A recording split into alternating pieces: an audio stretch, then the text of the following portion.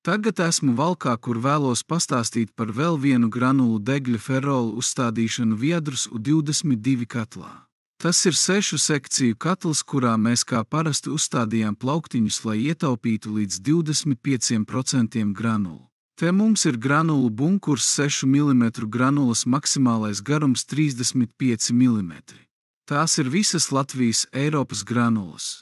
Ja granulas būs vienkārši garākas, tās var iestrēgt šajā gofrētajā caurulē.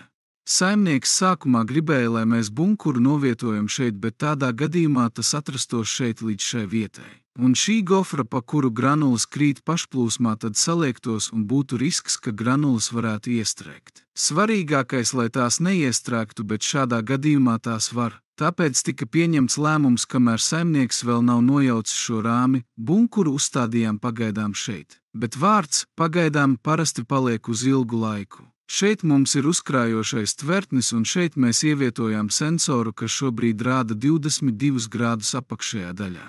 Augšējā daļa vēl nav uzsildīta, tikai tikko ieslēdzām. Tāpēc deglis šobrīd silda tikai akumulācijas tvertni un vada šo sūkni. Tātad šo konkrēto sūkni. Situācija ir tāda, ka istabas temperatūras sensors vada šo sūkni caur Wi-Fi, izmantojot šo lietotni. Šī lietotne vada sūkni, bet šo otru sūkni vada pats deglis. Tā ir kā divas neatkarīgas sistēmas vienā. Nezinu, vai izskaidroju saprotami, bet tā tas strādā. Pats saimnieks ir santehniķis un teica, ka viņš uzstādīja šo boileri, un tā kā tas ir augstākajā punktā, arī boileris sasilst automātiski ar pašplūsmu. Šāds viņam ir risinājums.